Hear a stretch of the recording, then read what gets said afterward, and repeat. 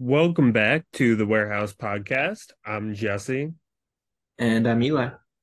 and it is a Ginsburg exclusive show today. Tyler is going to be out for the week.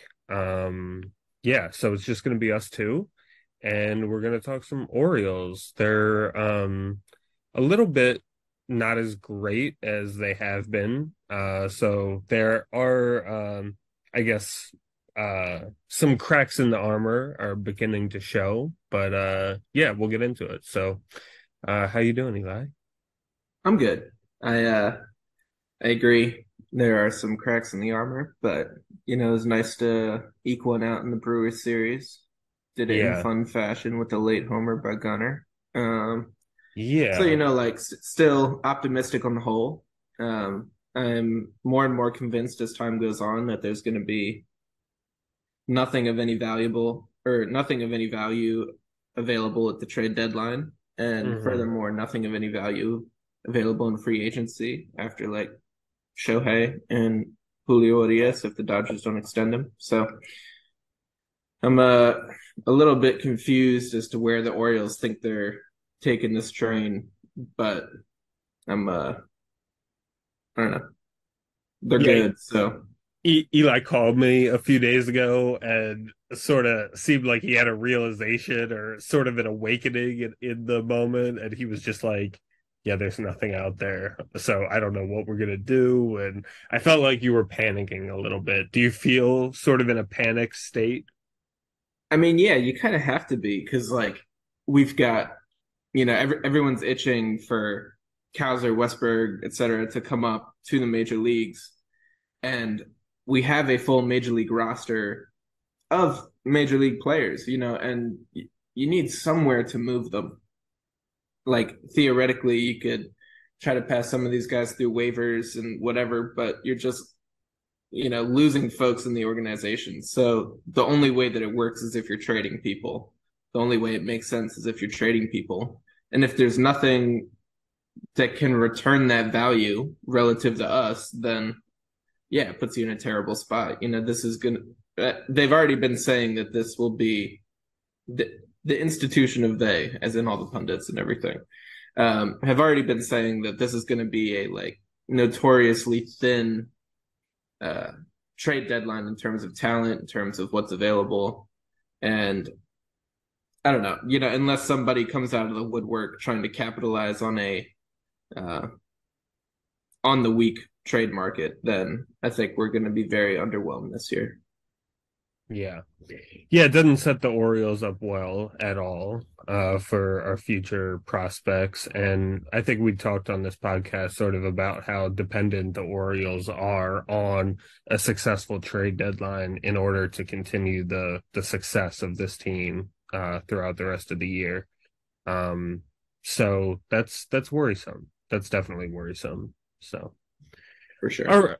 All right. Well, let's I guess get into some of the topics for today. I guess I'm gonna sort of try my best to play the role of Tyler and sort of facilitate this discussion.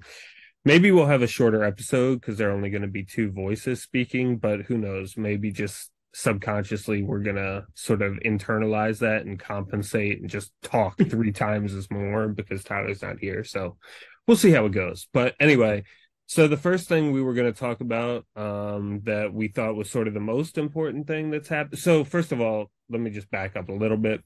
The Orioles have been 5-5 since our last recording. We went 1-2 against Cleveland, took 2 out of 3 in San Francisco. As Eli already mentioned, we won 1 out of the 3 games against Milwaukee. That was actually, it felt like a big win in the moment because the Orioles had been shut out like 3-0, like for the first 7 innings. And it felt like we were going to get swept and that it wasn't good. So it was really nice that the Oriole bats exploded too late in the game, honestly. You can't always wait till the seventh and eighth inning to start scoring any runs and putting any offense together. But the Orioles did enough to win that game. Um, so they took 1 out of 2 when they went to Milwaukee, and then we beat the Royals last night. So this is a little different for us because normally we will record on a Sunday, and normally sort of uh the last series is sort of complete most of the time when we record. But uh yeah, so we're just 1-0 so far against Kansas City, and we have two games coming up today and tomorrow. So yeah, so we've been 5-5, and I don't think that since we've recorded and we've like reported on the Orioles record, they've had a 500 record, like probably at all, like for that week or 2 weeks that Yeah. so this is it's kind of different. But that's also a good thing if we're in Yeah. June and 5-5 being the baseline is a pretty yeah, good thing, actually. exactly. Yeah. Exactly. Right. So okay, so sort of the biggest thing that, has kind of come up since we last recorded. We had talked about him a little bit on the last episode, but now we actually have some early results of how he's doing. But Aaron Hicks has sort of taken over Cedric Mullins' role in center field, and he got a few opportunities to play there. I don't know how, maybe he was going to get more than I thought he was the whole time, and that was just the plan, is that he was going to be the center fielder. I don't know, but he got some shots in center field and he's been doing really well, especially offensively, but even defensively too. He's looked pretty good out there. He's had some really nice plays, and yeah, he's sort of been given the center field position and he's ran with it. So since he's been up with the Orioles, now, of course, if you look at his Yankee numbers this year, you would see a very different set of numbers. But since he has been with the Orioles, he's 8 for 22, so he's hitting 364. He has an on base percentage about 100 points higher than that. He has a home run, 3 RBIs, 5 walks, 4 strikeouts, and a 1072 OPS. So his slugging and his on base percentage are just through the roof right now. And this is a different player than was on the Yankees. He was not doing this at all with them. He was like sort of a disaster on the Yankees, but he's obviously very talented. I think I feel a little, maybe I think I should have highlighted that a little more, at least in my comments when we got him, is that this is a really talented player, and so far in the Orioles, he's shown it. So, yeah, just what are your general thoughts on him, Eli? Are you excited to have Aaron Hicks on this team? Is this just a brief moment of success, and then we're gonna have somebody else playing in center field soon, or what's going on? Yeah, I think that he can be a fine player. Don't get me wrong. I do not think he's going to go back to like 2018 Aaron Hicks. I think that, the Orioles may have found a league average player, but I'm sure that a couple things just fell together nicely. He was excited to be on a new team, and I'm not convinced that he's going to be a 1,000 plus OPS player for the rest of the year. I don't think anybody should be convinced of that. But what is encouraging, he is walking more than he's striking out. And if you look back to some of his best seasons, he was a high OBP guy. 2017, 372, 2018, 366, 2020 in a bit of a shorter sample size, but 379. So, he's definitely starting to see the ball well.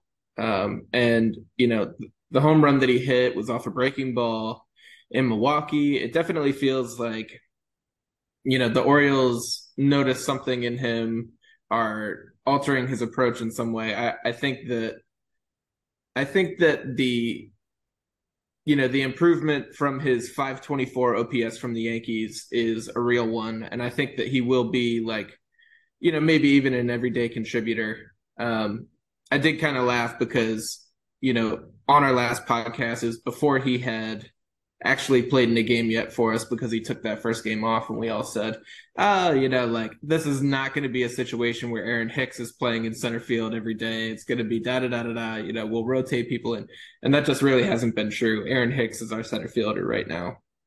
So do It you looks like that's go the way ahead? that the Orioles designed it. Yeah, was that they were going to plug him in and just let him sit. So you think that was sort of the plan all along? Like even if this guy came up and was hitting 200 and had a 600 OPS or whatever, you think that he would be the center fielder and he would be playing sort of as much as he has at least so far? Yeah, I guess what I think is I think the Orioles probably plan to have him come up, be that everyday guy for as long as it seemed reasonable. I think that Hauser, he had his little IL stint, but he is back and he is raking. And so I think that there could have been a situation where if Hicks had come up and through his first week and a half been absolutely terrible, that Hauser comes up and you start rotating him in along with Hayes, et cetera, to, I don't know, hide Aaron Hicks a little bit. He would probably still be on the team. You'd maintain the depth there, but I think that you would offload the responsibility if it wasn't such a good showing. I see. So you don't think he would have just backed up like Hayes or McKenna rotating through there? Yeah, I don't think that was ever the plan. Right. Just based on how they've used him here. Right. Right. Right. He had one good game in his first game. Don't get me wrong, but they ran him back out there the next day, and one game obviously isn't enough to tell anything uh, about a player's performance in the long term. So they ran him back out there the next day. They ran him back out there the next day. I think that was the plan. And the Orioles have put him like right in the middle of the order too. I mean, Yeah, we our middle of the order is kind of struggling a little bit right now. Like our except maybe Austin Hayes, except definitely Austin Hayes. yeah. Except has been leading off sometimes. We're gonna get into that, but yeah, they stuck Hicks right in the middle of the order, and yeah, he's been doing really well. So you basically see him for now being the center fielder until Mullins returns. Yeah, I think that's right. We'll talk about this later too, but there has to be like a time where Colton Cowser gets to MLB. I don't know, it's got to happen sometime, and his 1100 OPS or whatever in the last 28 days in AAA. Let me check on it. Yeah, last 28 days, 1148 OPS in AAA. So I don't know, that he's wasting time down there. I don't really Yeah, understand. So he's got to come up at some point, and maybe that pushes Santander to DH is maybe the way that we do that. I think that you want to keep Hicks and Hayes both in the lineup the way they're hitting right now, and you want to keep Santander because I don't know, he's our best hitter besides Adley right now, or right. maybe Hayes, but um, I don't know. Our outfield is the source of, I guess, 75% of our production if Adley's the other quarter. So Right. I'm a little curious as to how you actually get Cowser to the major leagues, but I think that, um, yeah, I think Ryan O'Hearn is going to need to take the back seat. Yeah. And how do you feel about like sort of the defensive alignment? How do you feel about Hicks playing center as opposed to him playing left with, Hayes or McKenna playing center? I mean, I think with McKenna right now, it's pretty hard to justify him being in the lineup because he's not hitting like at all right now. Right. And so I don't think McKenna would really be a factor in the Orioles' decision making right now, as far as starting options. So yeah, I mean, how do you feel about Hicks playing in center though, rather than left? Yeah, I don't mind it. I think that Austin Hayes is capable of playing center field. This isn't necessarily a knock on him, but I think it's a confluence of Hayes isn't an overly large upgrade in center, and then at the same time, the Orioles also have this super unique left field setup that you know it's nice to have somebody who's played there before, understands how much space there is out there, and quite frankly, you need more range in left field as an Orioles left fielder than you do uh, as an everyday, like Yankees left fielder, just because of the space out there. So I think part of it makes sense, like based on our ballpark, and part of it makes sense just because I don't think you're getting too much of an upgrade moving Hayes over to center. His like jump speeds and everything have gone down over the years. Um, Taking a quick look at Savant. Uh, but yeah, you know, like most of his defensive value is in his arm. Uh, yeah, his outfielder jump is in the 15th percentile now. His outs above average are down in the 22nd. So I don't think, you know, that's somebody that I guess Aaron Hicks isn't going to be much worse than that. I think he's probably going to be a little better than that in center field. And Austin Hayes knows our left field. So I Right. think this is the best defensive alignment we can have. Right. Obviously, ignoring Santander over there. Right. Well, yeah, I mean, it makes a lot of sense too. And Hicks and Hayes are sort of similar in the style of defense and what they're good at, and sort of so like neither of them have great like range, or neither of them are like super fast or agile in the outfield. But they both have great arms. So they both sort of I guess have the same sort of defensive skill set. Um, so yeah, it kind of makes it interesting. But I think you're sort of you're right, and I think it makes sense what you're saying about yeah, the defensive alignment. Go ahead. Yeah, I was just going to say, you know, Hayes, I think just isn't that fast anymore. But I think that, you know, it's just part of Hicks getting old, and that is what it is. Right. So do you see any, I mean, we're a long way away from this, and we can sort of have this discussion, again in the future when it becomes a little more relevant. But just briefly, do you see any way for Hicks to be on this team long term, even with Kowser coming up? Or, I mean, do you think he's leapfrog some other options we have out there to at least stay on the team, even if he doesn't start long term? Yeah, I think definitely. I think it makes absolutely no sense for, you know, at this point, Aaron Hicks is more value added than Ryan McKenna to me. You know, Definitely. we have other ways that we can get a fast pinch runner. And, you know, I think our defense will be shored up by removing Santander from the outfield. So maybe if Kowser is playing right field, um, then, you know, like the speed and defensive replacement, I think, is less value than Aaron Hicks would be in a bench role, spelling guys every so often. Right. Yeah. Yeah. Makes sense. Okay. Well, yeah, he's doing really well right now. We're excited about it. Yeah, I mean, it's kind of crazy because I was pretty, sort of pessimistic, and I was like, he's not really going to have much of a chance on this team, and he's not going to get the opportunity even to play well, and Yeah, yeah, I and don't think that anybody in all of Baltimore fandom was actually excited about the Aaron Hicks move. right, I right. think, yeah, We're excited now, though. of course, of In course. hindsight, now we're excited about it. So yeah, okay, cool.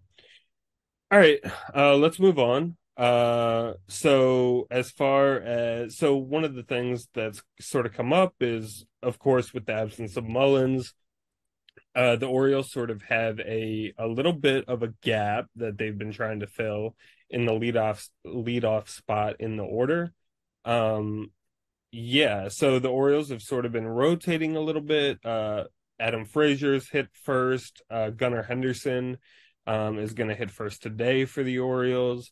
And Austin Hayes, despite him being like the best hitter on the team, well, I mean, I guess there's some sense for the best hitter in the team hitting first, but uh, being one of the power guys, at least right now on the Orioles, and you would think sort of a middle of the order bat on this Orioles team, he's even hit first in the lineup for us. So just sort of yeah, I mean, this is exactly the difficulty that I think we had a discussion about when Mullins first got hurt, and how do you replace this guy, um and the Orioles are trying to sort of feel it out and feel out sort of what makes the most sense, and how do we do the best we can sort of replacing them. So yeah, I was curious, just sort of your general thoughts on Mullins, how the Orioles have tried to replace Mullins. Obviously, not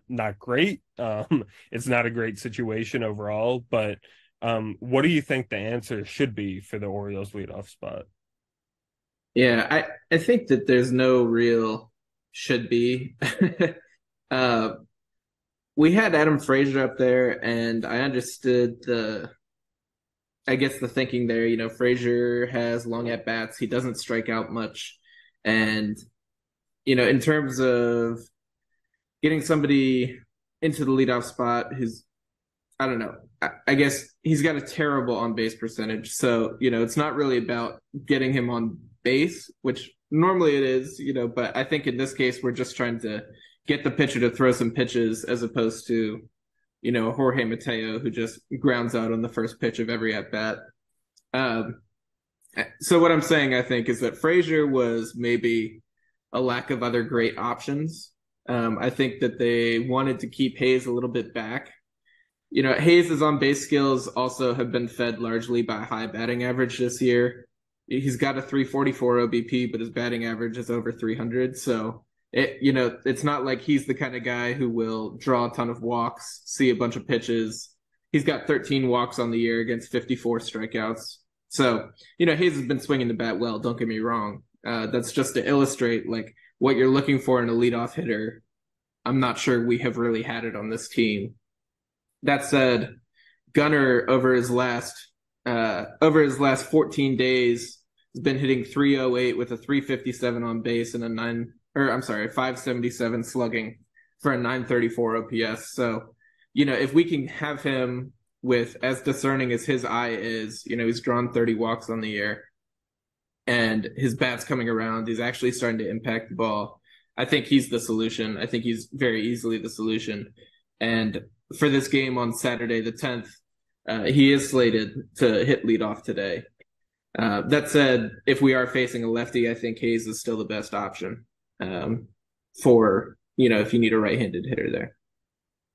Yeah, I guess the only thing though, especially with Henderson, is you're not capitalizing on the power as much when you put him there.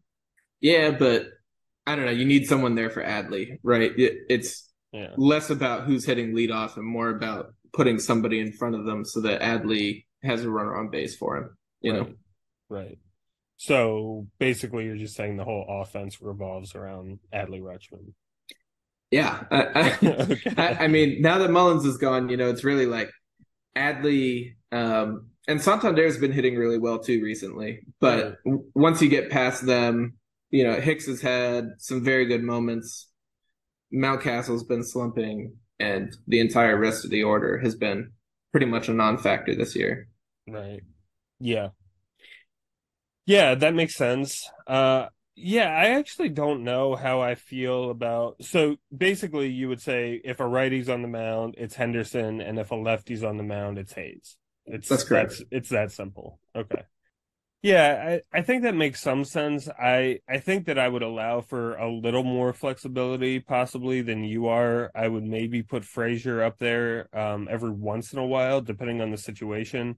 I think depending on how matchups go and trying to make it difficult for relievers and relievers and managers to sort of match up in the middle of the order. I think sometimes it could make sense to keep Hayes and Henderson sort of lower in the order. I think most of the time you're right that it would make sense to have one of those two lead off, but I could see in certain situations a case for Frazier being at the top of the order and yeah, and then just trying to yeah, make the best of it. But yeah, I mean I think uh it is kind of unfortunate because right, you mentioned like Henderson's good slugging percentage right now. That'd be nice to have some guys on in front of him, and that's that sort of thing. So, but I think overall, of course, the leadoff spot in the order is very, very important, and guys need to get on base, in order to set up the rest of the lineup. So, I think Hayes and Henderson make the most sense most of the time, but I think I would just have a little more flexibility than that sort of more or less hard rule that you're referencing here. But Yeah, the other thing I'll throw out about Frazier, uh, I mean, he's obviously been worse over the last couple of weeks, but just went and looked like his stats by position in the batting order. Um, well, first off, it's kind of a hilarious situation. This is one of the nuances uh, I guess, of baseball stats where you can actually have a higher batting average than OBP, um, which just makes me laugh. Out of the leadoff spot, he's hitting 200 with a 195 OBP, and that's based on maybe some sac bunts, sac flies, whatever. But yeah, he definitely is performing better when he's hitting down in the order, when he's the focus of attention, so to speak, hitting leadoff. Um, yeah, he's only got a 520 OPS in those situations.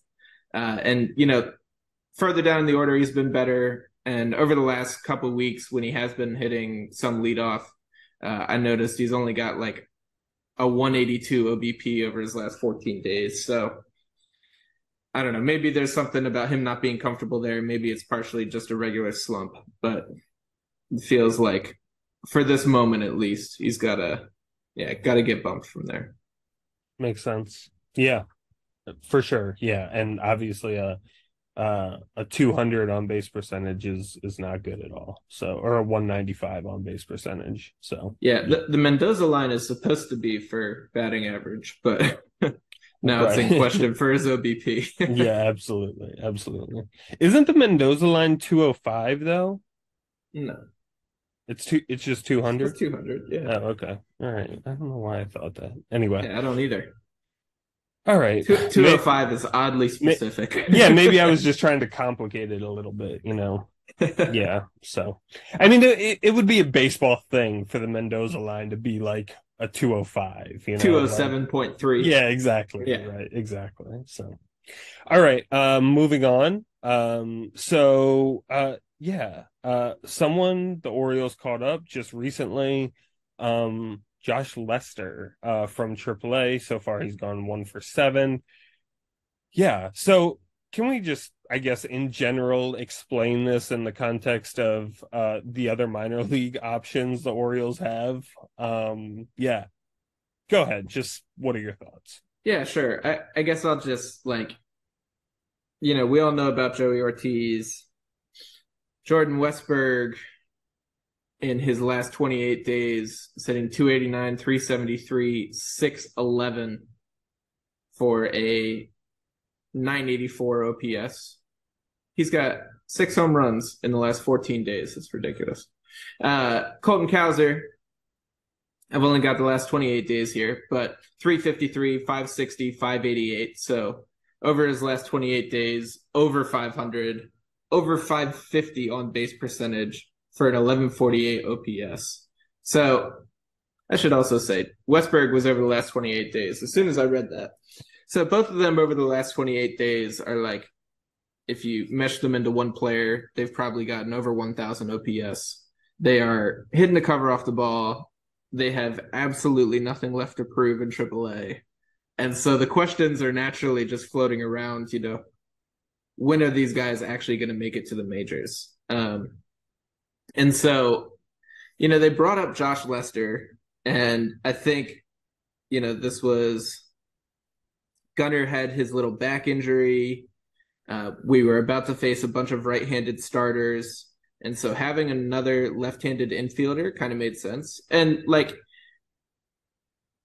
excuse me, I want to give credit to Lester. He'd really been hitting the cover off the ball. He had 14 bombs at AAA, 282, 339, 549 for an almost 900 OPS. So there's definitely nothing wrong with Josh Lester.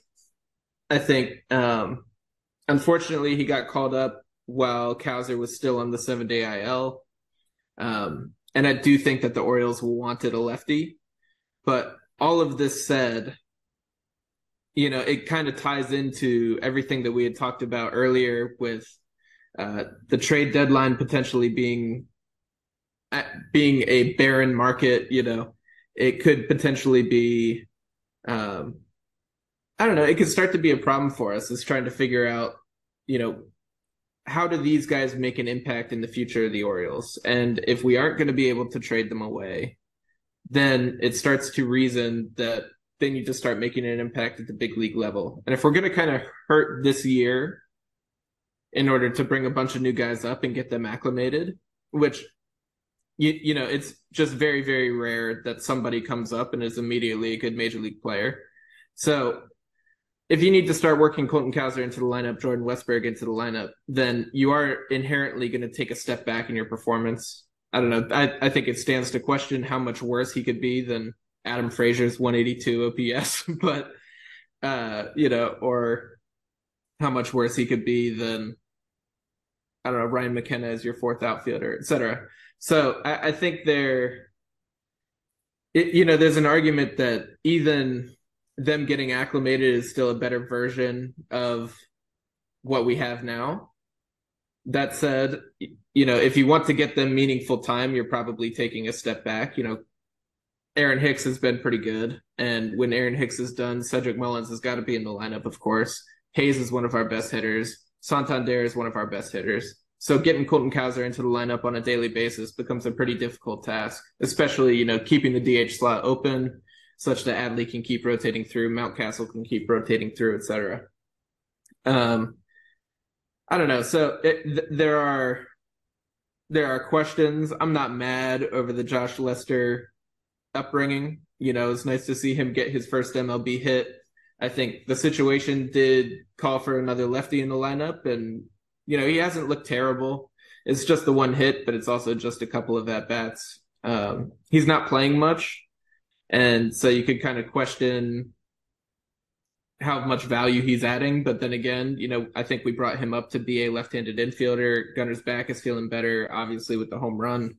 So then the question starts to become, all right, well, how is this last bench slot best used? And I think it's a valid argument that it's not best used with one of your top prospects. I think that the bench slot should be just a bench slot, and as long as we are not ready to commit to putting somebody in the lineup every day, then they should stay in AAA. So I understand where the Orioles are coming from. Like they don't want to sacrifice somebody's rhythm, somebody's everyday playing time for the sake of getting them onto the major league roster just to not play. But that said, we've talked about Frazier's struggles. Obviously, Mateo has been struggling. There are places in the lineup that a Jordan Westberg could fit in and could do just fine. And you could get him that regular playing time. We just got to pull the trigger on it. Yeah, well, this is, I think the problem that all major league teams deal with, right, is you have guys that are clearly better than AAA, but are just not good enough necessarily to start on a major league team, every day. So then, like, Well, as you what tells you said, he's not? I kind of well, reject that.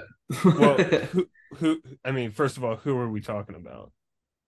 I guess Westberg, but with the two that I called out with well, if Frazier Mateo. right, well, yeah, for sure. I think that's a good point. Granted, I don't think necessarily Westberg would add more value than Mateo, but what I would say is that no, but I think what you're talking about is there's this whole idea of the Orioles would be a worse team if they were to start some of these guys every day. If Cowser were to start every day over, say, Hicks or over whoever would be Santander, right? The Orioles would probably be worse. So, in order to maximize them, they would be relegated to a bench role, right? Most likely, or not starting every day. But then that would, hurt their overall long-term growth and development, right? So I'm just saying, I think this is a common problem that all organizations deal with. And it's hard to find a way to sort of integrate these guys into a major league team while also allowing them to grow, right? I think it's a difficult process just in general. But I think for the Orioles specifically, I think there are a couple weaknesses that you can look at right now in the Orioles lineups and stuff like that, where, one of these guys might make sense as a replacement. I think, yeah, especially, the thing is with Frazier, of course, he had the horrendous year last year, but you kind of look at the track record, you look at the defense. We've talked about the problems with the starting pitching, so there is some justification to having him sort of in the middle infield. Yeah, there are like sort of conservative arguments. I mean, you could say you don't want to disrupt the middle infield defense, the turning of the double plays, right? With Frazier and Mateo. And so, there are things like that you can look at, but this is at this point, this is clearly an offense that needs a spark, right? Right. And if somebody like Westberg could come in and play second base and be that offensive spark, and then um Frazier gets relegated to the bench, I think that's sort of a thing you gotta risk. And that can always be changed. I mean, if Westberg comes up and he does horrible, it's not it's not finite, like, that's not a you can make the commitment. And the Orioles are sort of early enough in the season where if we call up Westberg now and he struggles for a couple weeks or 3 weeks or something, but then he turns it around like Adley sort of did when he first came to the majors, right? Then we're at a point where that's not going to like cramp our playoff chances, right? That's not, or it could cramp our playoff chances a little bit, but we're not heading into the postseason with a black hole at second base, right? So that's sort of the thing where I think, if you are going to take a chance on any of these guys, which I think the Orioles are getting to a place where they sort of need to, then sort of now or very soon in the near future is the time to do it before the calendar flips to August. And then you have even more sort of instability and insecurity heading into the final playoff push and eventually the playoffs. Yeah, no, I think that's a good call. I think that, yeah, this trade deadline is going to be super interesting. I think we have to try to make some moves. We obviously have like too many major league bodies to, fit on the major league roster. Um, you know, People could argue that maybe Urias is not a starting infielder in the major leagues. I think he could be somewhere. He's definitely good enough for the Athletics. I think you could argue that, maybe Frazier's on that borderline. He's still, on pace for 2+ WAR this year. So I think that, you know, that is a major league baseball starting player. Same with Mateo. Um, but all that said, I guess that value is wasted if you just relegate them to AAA or have to try to pass them through waivers and they get claimed somewhere else as opposed to trading. So you definitely want to try to find a match for some of this talent. It's this is the time that the Orioles have been building up to where we can spend that capital, spend like the value of all the depth that we've accrued and get something big time back for it. So I think the Orioles are just trying to play the waiting game and trying to identify targets and pick folks out as best they can without committing to, one path for the future of this team with, getting rid of Ramon Diaz. Then it's a lot harder to trade Jordan Westberg, something like that. So I think that they're playing the waiting game. It feels like this front office is always playing the waiting game. But that said, we are still a month and a half away from the trade deadline. So I think that it's difficult to sort of project what this team is going to look like in 2 months after that trade deadline. Because we're obviously at a point where we want to be buying, we want to be pushing chips in, and it's difficult to see where those chips are going to go and what we're going to get in return. Right. And this is also reminding me of sort of my objections when we signed Frazier in the first place, because I mean, this is sort of a self-inflicted issue, right? I mean, the Orioles, granted, you know, it's clear that Frazier has served a purpose and a role on the team so far, and he's been useful to the Orioles in some ways. But this is exactly the warning that I was sort of presenting when we signed Frazier, is that, right, well, now we have sort of more of a problem because now we have someone blocking Westberg from like taking the position, for instance, or Joey, right? So yeah, it's just kind of it's an unfortunate situation, and the Orioles have to sort of come up with this creative juggling act, right, in order to try to figure all of this out. So yeah, it's Yeah. not great. So all right. Yeah, and as far as Lester goes, I mean, the one thing I will say about him is, I mean, I think the Orioles also uh they sort of wanted someone who it wasn't gonna like damn, there's not a lot of hope. Lester is how old, like 28, 29, something like that, so there's not a lot of hope that he's gonna really factor into the long-term plans of the Orioles. So I think the Orioles, exactly kind of like you mentioned before, sort of didn't want to pull someone out of their routine and their rhythm who they had long-term hopes for, right? So I think that's also part of why Lester was selected, and because, of course, like you said, he was hitting really well in AAA. So okay, uh, yeah, moving on. Yeah, I was gonna move on, and then I'm like, wait, I actually have this one last thing to say, so I said it anyway. Okay, so uh, the All Star Game is coming up. It's on the horizon. Voting for the All Star Game has already started and has already taken place. So quickly, I guess Well, hold on. yeah, Taking place in the sense that some people have done it. It's not like over. I just correct. want to Yeah. make that clear. Okay. Right. Yeah. Has already begun. Has already initiated. Let me put it that way. Just say it started. It started. Okay. It's good Yeah. enough. Okay. All right. So I'm trying to be a good Tyler today, so yeah, the All-Star game is coming up, and yeah, the Orioles are sort of fortunate this year. There is a lot on this Orioles team that could be headed to the All-Star game. So Eli, who are your picks for the 2023 Baltimore Oriole representatives, All-Star game representatives? So I think there will be a very interesting situation with our boy Cedric, but I think that the easy ones are Adley will be there, Felix Bautista will be there, and Yennier Cano will be there. I think we've got three pretty shoe-in ones, particularly because the the relievers are not picked by fans, so that will help us significantly. um, with said, it'll be very interesting because it. I think I think he will go.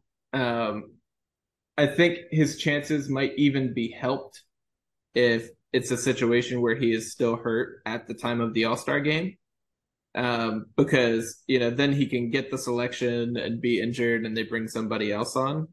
If he comes back before the All Star game and then has a couple bad weeks or whatever, voting will be happening this whole time while he's injured. So I think there's still a very very good chance he gets enough votes in the meantime, but I think there is a chance that he just starts to fade because the counting stats won't be there as he spends more time on the IL. And I think some less educated fans will ding him for that.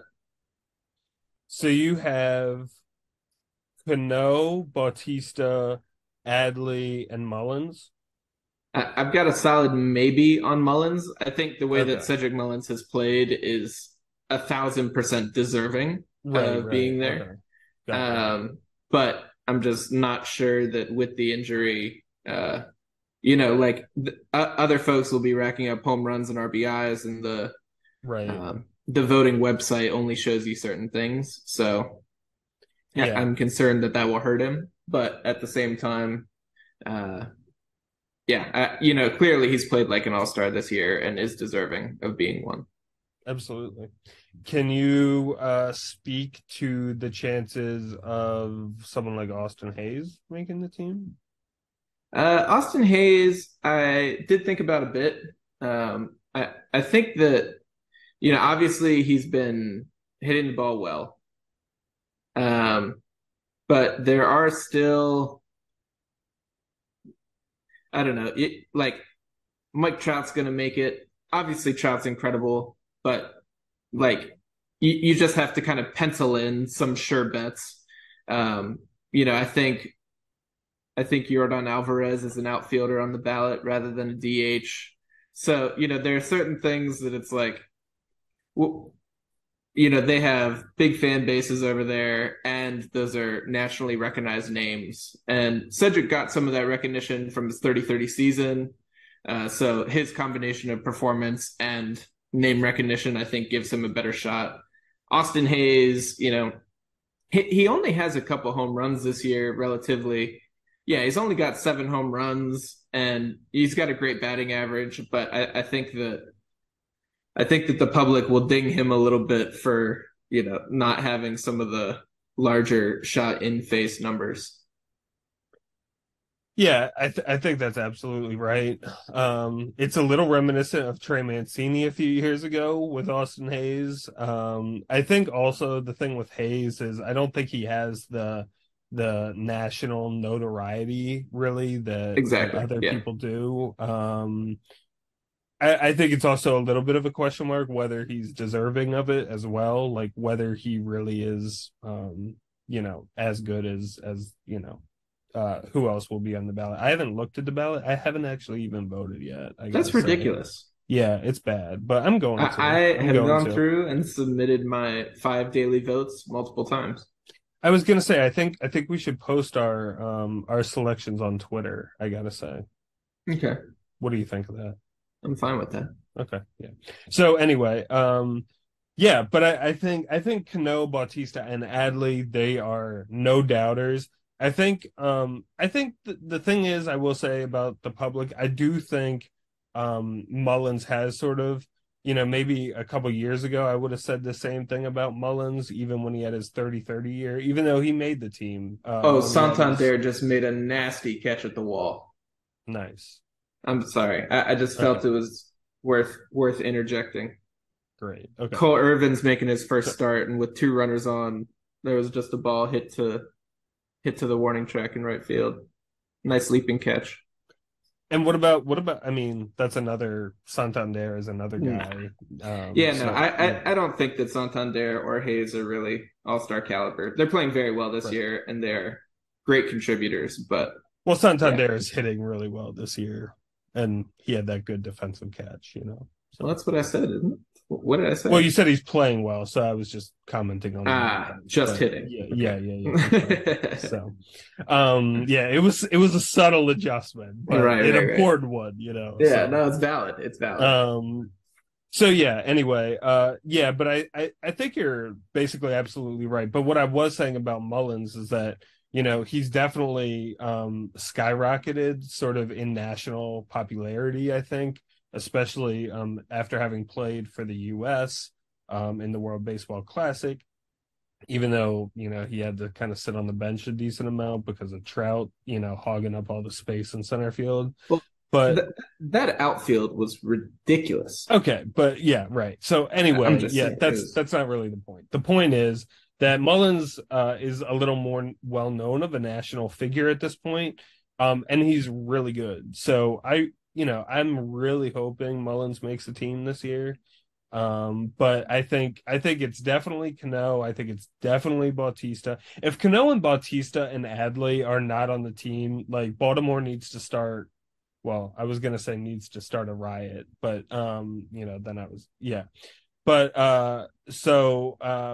yeah, I mean Baltimore, like those three will be on the team. They have to be on the team, Yeah, and it would be completely inexcusable for them not to be on the team.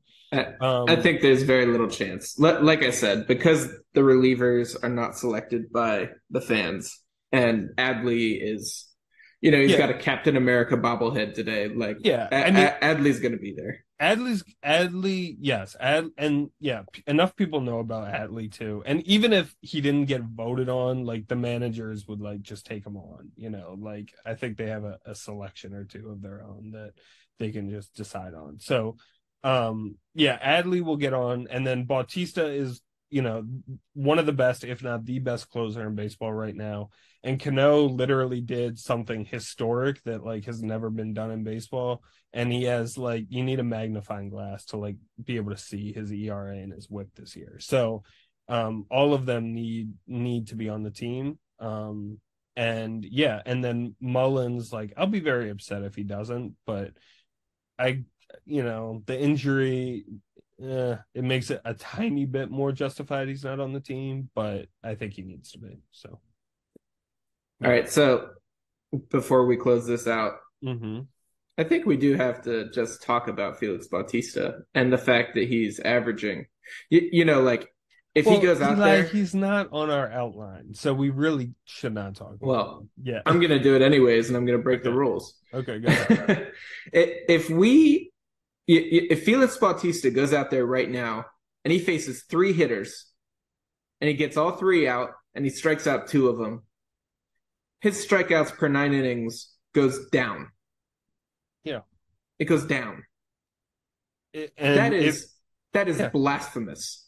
Well, I Unbelievable. I will also say if he goes out there, he gives up a double, gets two strikeouts, and then gets a pop up, his strikeout percentage also goes down by the I same mean, amount. yes. Yeah. Okay. Yeah. So Why, anyway, why, yeah. why was that worth saying? I don't know. I don't know. But Okay, anyway, yeah. but Well, yeah. it's So just to illustrate. Like, I mean, he's amazing. I mean, we have that's it. never seen this level of dominance. Like, he's got two pitches. It.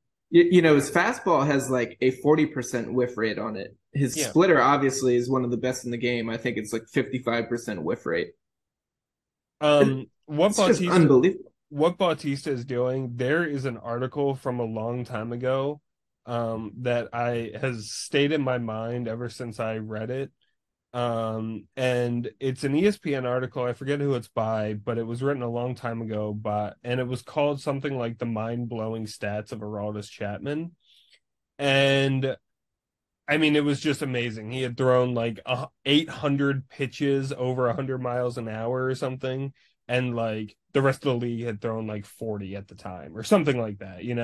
And then if you ticked it up and ticked it up, yeah. So the reason I bring that up is because Bautista is doing, granted, he's a different pitcher than Chapman. He's a righty. He is a different, Chapman threw a slider, was his sort of wipeout pitch in addition to the disgusting fastball he threw. He had a disgusting slider as well. And Bautista, of course, goes to the splitter. But sort of the numbers and the stats that Bautista is accumulating right now and will continue to hopefully accumulate this year and hopefully moving into future years. I mean, they are at historic levels, and we should not take it for granted because what I mean, I don't know if you exactly remember this, but like Bautista has more strikeouts than like a lot of starting pitchers. So Like starting, mhm, Bautista on the Baltimore Orioles. I'm gonna while I do this, I'm gonna make sure it's still true. But mhm. Baltimore Orioles pitchers, Bautista is number two in strikeouts. Do we know who that's behind? I think it's Because behind Kyle Gibson. uh-huh. Which is interesting because Gibson does not get a lot of Yeah, but strikeouts. Gibson just throws so many innings. Yeah. Counting, counting. Oh my goodness. I'm trying, guys. I'm trying. Okay. Oh, it's behind Wells.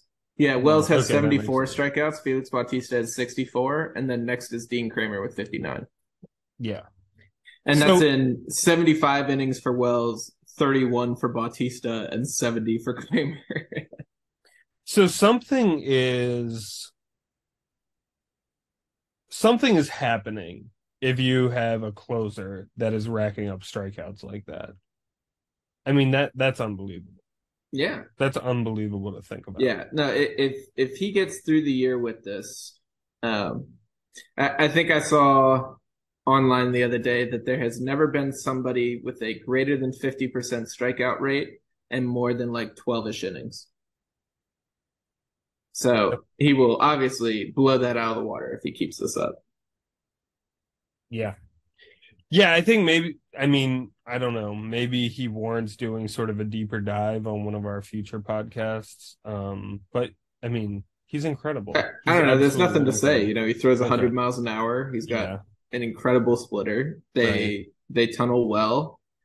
He's a big dude, so he gets extension. Not only is he throwing freakishly hard, he's throwing close.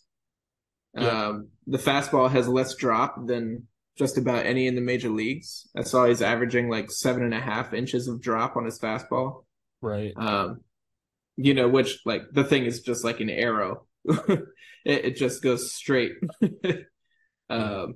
And that's deceptive at the top of the zone and at the bottom. I think it's one thing that's super interesting about Felix is obviously he will get the swing and miss at the top of the zone, but the number of knee-high fastballs that hitters take and then get upset about is hilarious to me. Right. And it's just because that thing just rides that extra little bit and just stays up as they're expecting it to dip below their knees. Well, also I think he benefits when he throws at the bottom of the zone because he does it so relatively infrequently. He throws at the top of the zone the most, right? Right. So yeah, when anything comes out of his hand that is down, I think it's very confusing to the hitter and it doesn't look Absolutely. right and they're just surprised. And I'm talking about when he throws a fastball down in the zone, not when the splitter dips and ducks out of the Well, zone. yeah, but But I think that's still stands though. Like with the splitter, they're expecting the splitter to be the thing that's coming out on that lower plane.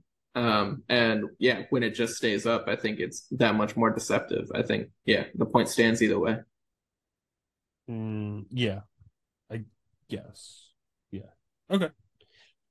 Sounds good. So, yeah, no, but Bautista's amazing, and we definitely, we're excited for him. We're, pulling for him to continue dominating, like he is, and to keep, yeah, put a historic season together. We're excited for it. So, No doubt yeah, about it. yeah, we need to see. We don't. I gotta say, we don't only need Bautista and Cano to make the team. We need them to like get their Pitch the eighth and the inning. ninth. Yeah, exactly. Pitch the eighth innings. I think probably, I think there's a very good chance Bautista will be saved to close the game or to pitch the ninth inning. I think there's a good chance that like they're not going to want two Orioles to pitch the eighth and the ninth. Like, oh, Yeah. that's not fair. So I could see Cano coming out for like the fourth or the fifth or something, and maybe Well, even maybe even throwing. Well, yeah, go ahead. no, I think they'll still be rolling two starting pitchers. I expect Cano not to pitch, Oh, that's because that would be nah, so. you'll get 6 innings out of starting pitchers, and then you will go and it's going to be three closers from the American League. No, wait. In the All-Star game of starting pitchers, oh, you're saying you're going to get six starting pitchers throwing one inning each. You're Yeah, saying, something like that. I mean, oh, usually okay, the first starting pitcher will go throws two, two or maybe the second something. will Yeah, also. okay. Yeah. Oh, that would be such a, and he is the guy that you need to have pitch in a game like the All-Star game, with the strikeout pose and all Yeah. that on, that in playoff baseball would be amazing to watch. Also in the All-Star game, just his antics, I guess. And that, if antics has negative connotations, I don't mean it in that way, but just sort of his presence on the mound is something for a spectator to enjoy. Oh So I yeah. think, yeah, so he needs to pitch in the All-Star game. So I It'd guess be like fun. we need to, I don't know, like do Orioles need to like Oriole fans need to like begin a letter writing campaign to the manager of the All-Star game or something like I that to make I sure don't think that's going to it's change a anything, pitch. but Okay, yeah. I think something we can hope for is potentially an Adley and Felix, thumbs up and hug at the end of the game. It's in Seattle, so American League will be the home team. But Adley's probably gonna start. That's the problem. Yeah. I don't know, maybe they could put him back in or let him play the whole game. I know that doesn't usually happen, Yeah, he's definitely not playing the whole game. but it'd be cool. Yeah. I think Hyde would probably have some objections to I that. think he probably So would. yeah. I think Yeah. Mike Elias would start a letter writing campaign Right. and say, Yeah. "You're not taking any Baltimore Orioles to next year's All Star game." Yeah. You're done. You're done. Yeah. So Okay, well, I think that about wraps things up for us. It's been an interesting episode without Tyler here. So, but yeah, maybe he might be back for the next episode. We'll see. So we'll keep you all updated, keep you all posted. We've kind of been doing this, once every couple weeks. We've been recording. I think, last year I kind of felt like, uh, well, I don't exactly remember how I felt about it, but I feel like we have a good flow this year, and I think it's been going well. So Got a with little this rhythm. Yeah, it's been fun. this once every couple weeks schedule. So, um, in any case, if anybody wants to contact the show, they can email us at thewarehousepod@gmail.com. You can follow us on Twitter and Instagram. I actually made an Instagram post earlier today. We're a little But more active on Twitter though. yes, that is true. That is true. Although maybe I'm gonna try to change that. I gotta say, maybe I'm gonna try to, you got the Twitter thing, Okay, I'm well, on Instagram. Maybe I can get just an Instagram thing. So in any case, we'll give figure them the that out. handle. Yes, but you can follow us on Twitter and on Instagram at the Warehouse Pod. I told you where you can email us. I don't normally do this part of the show, so I'm trying to rattle through. Everybody can follow me on Instagram and on Twitter at Juggernaut8678, Juggernaut 8678. And Eli, where can people follow you? We haven't done this portion in a long I time, know, I but know. Yeah, uh, yeah, I'm just on Twitter at Elijah Ginsburg. Pretty simple. cool. Just your name, basically. I mean, it's linked on the Warehouse Pod one. Go follow the Uh, Warehouse Pod one because that's what I yeah, use. I that don't that's ever the tweet. important thing, right? Do you tweet, That's Jesse? No, not really. Every Okay, once so in a then while. why are you telling people this? Well, I don't know. This I is don't why know. we stopped telling I people just this, is felt, because we yeah, don't use our I personal ones. guess, I guess. I mean, I don't know. Sometimes I put like a petition on there. I like retweet something like every once in a blue moon. But yeah. Well, So anyway, if you're looking for non-baseball content, go follow Jesse. true. If you want the baseball content, follow us on the Warehouse Pod. So yeah. Anyway. Okay. Do you have anything else before we go, E? No, it's starting to look like a nice Saturday afternoon in Baltimore. The Orioles have scored a couple runs off Brady Singer, Yeah. and I mean, we do have things Cole are Irvin happening. on the mound, Yeah, so well, don't get too he had one inning without a comfortable. run, so In large part because of a big Santander catch. yes, but he had one So inning without a run, so that's a great. big win. Well, yeah. Okay, great. Fantastic. All right. So, all right. Good people, thanks for listening. Until next time, I'm Jesse I'm Eli. and go O's.